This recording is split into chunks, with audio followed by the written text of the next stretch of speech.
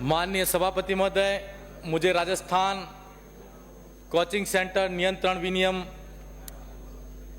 विधेयक 2025 पर बोलने का मौका दिया, इसके लिए मैं आपको बहुत बहुत धन्यवाद देता हूं। मेरी बात शुरू करने से पहले मैं 2 लाइन में मेरी बात को शुरू करूंगा। कोचिंग का कारोबार हर कोने में छा सा गया है। कोचिंग का कारोबार हर कोने में छा सा गया है। विद्या का मूल उद्देश्य कहीं खो सा गया है। माननीय सभापति महोदय, हम आज के इस वक्त के अंदर राजस्थान के कोचिंग सेंटरों को लेकर और हमारी आने वाली पीढ़ी और जनरेशन की शिक्षा को लेकर चर्चा कर रहे हैं। मैं इस अवसर पर कहना चाहूंगा कि आज राजस्थान राज्य के अंदर या देश के अंदर जितने भी कंपटीशन के एग्जाम होते हैं, उन एग्जाम को 90% कोचिंग सेंटर चलाते हैं। आज अगर वर्तमान के अंदर हम बच्चों के भविष्य को लेकर और शिक्षा को लेकर चर्चा कर रहे हैं, मैं सदन के हाँ पक्ष और ना पक्ष दोनों की बातों को सुन रहा हूं। जहां तक मैंने पाया और हमको लगता है कि यह पक्ष विपक्ष का मामला नहीं है। आज हमारे छात्र हित और युवा के आत्मसम्मान की बात है और इसके हित को ध्यान में रखते हुए हमको इस बिल पर सोचना चाहिए। माननीय सभापति महोदय, आज हम जिस कोचिंग सेंटर की बात करते हैं, राजस्थान स्तर तक देखें, जयपुर और हम जैसे सीकर, कोटा को बड़ा हब मानकर राजस्थान के कई क्षेत्र से लोग यहां पर कोचिंग सेंटरों के अंदर आकर अपना अध्ययन अध्यापन करते हैं और संस्थानों के अंदर एडमिशन लेते हैं। लेकिन इस बिल के अंदर मैं ये उप मुख्यमंत्री जी से कहना चाहूंगा और पूछना चाहूंगा कि यहां पर कोचिंग सेंटर होते हैं, बड़े बड़े मोटे तौर पर फीस तो लेते हैं, लेकिन उनको सही बच्चों को अध्ययन अध्यापन नहीं कराते हैं। आज कोचिंग सेंटर की बात करें, कोचिंग सेंटर के अंदर कोई भी छात्र अगर एडमिशन लेता है तो एडमिशन लेने के बाद में वहां पर साप्ताहिक टेस्ट होता है और टेस्ट के माध्यम से उस बच्चे को कैटेगरीज वाइज बांट दिया जाता है, 1, 2, 3। और वो कैटेगरी वाइज जैसे ही बांटा जाता है, उसका कालांश भी अलग लगाया जाता है कि यहां पर टॉप क्वालिटी का बच्चा कौन सा है, सेकेंड टॉप कौन सा है और थर्ड क्वालिटी का बच्चा कौन सा है। मैं ऐसे में कहना चाहूंगा कि हम शिक्षा की गुणवत्ता की बात करते हैं, कोचिंग सेंटर की बात करते हैं, तो ऐसे में जो बच्चा अगर सीबीएसई और आरबीएसई का कोर्स होता है, उसके अंदर जो बच्चा प्राइवेट स्कूल के अंदर पढ़ता है और एक निजी गवर्नमेंट स्कूल के अंदर पढ़ता है, उन दोनों बच्चों के शिक्षा के अर्जन के अंदर, अध्ययन अध्यापन के अंदर जमीन और आसमान का फर्क होगा, भौतिक सुख सुविधाओं का फर्क होगा। तो निश्चित तौर पर जो कैटेगरीज के अंदर संस्थान अगर बांट के उसको कोचिंग देगा, तो वो बच्चा पहले से ही अपने आप के अंदर एक ये महसूस करेगा कि मैं तो थर्ड क्वालिटी का बच्चा हूं और मैं एक एग्जाम क्वालिफाई कर सकता हूं या नहीं कर सकता हूं, वो अलग विषय है। लेकिन कोचिंग सेंटरों का अगर ऐसा रवैया रहेगा तो निश्चित तौर पर वो बच्चा एग्जाम देने से पहले ही अपना आत्मविश्वास खो बैठेगा और वो कंपटीशन एग्जाम फाइट नहीं कर पाएगा। आज शिक्षा की बात कर रहे हैं हम, क्या वास्तव में इतने महत्वपूर्ण मुद्दे को लेकर चर्चा हो रही है तो हमारी शिक्षा प्रणाली पर भी हमारा सवाल खड़ा होता है, क्या हमारा एजुकेशन सिस्टम सही नहीं है?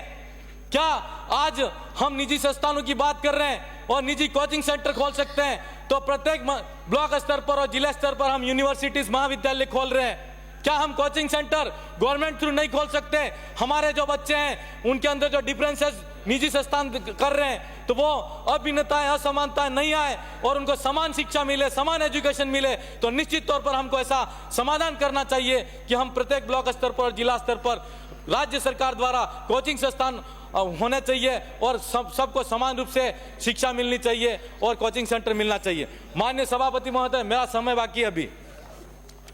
आज के इस अवसर पर मैं कहना चाहूंगा कि हम जिस तरह बात करते हैं, तो मैं आपको कहना चाहूंगा कि आपका सब क्लॉज 16 है, उसमें फीस को लेकर बात कही गई है।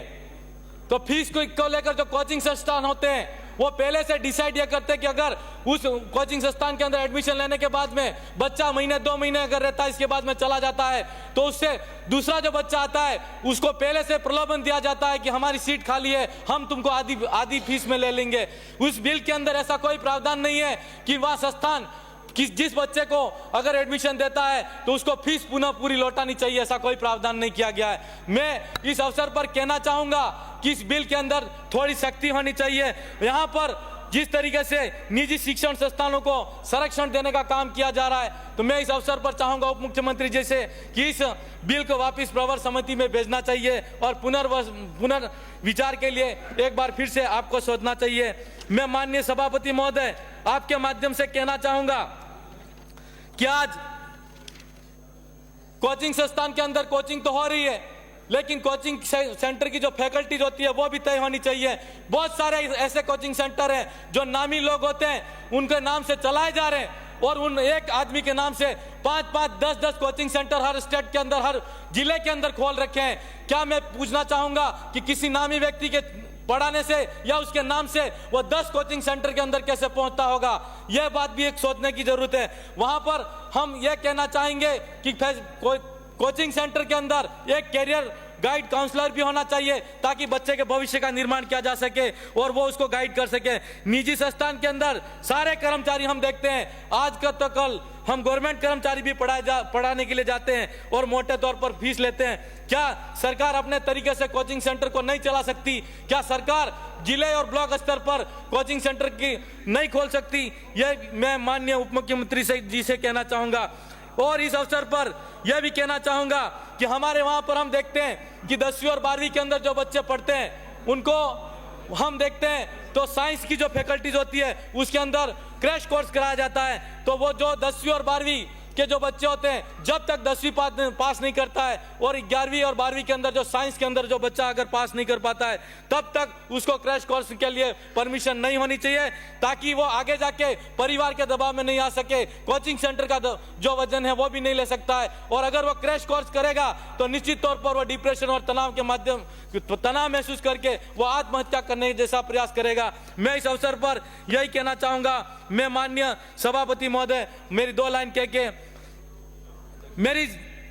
मेरी जमीन बिक चुकी है, माँ के जेवर गिरवे हैं, भाई का मकान और छोटी का ब्याह बाकी है, पास अब खुला आसमान है, पिता का ईमान बाकी है, अब मेरा आखिरी इम्तिहान बाकी है। माननीय सभापति, मुझे आपसे हमने बोलने का अवसर दिया उसके लिए बहुत बहुत धन्यवाद। जोहार।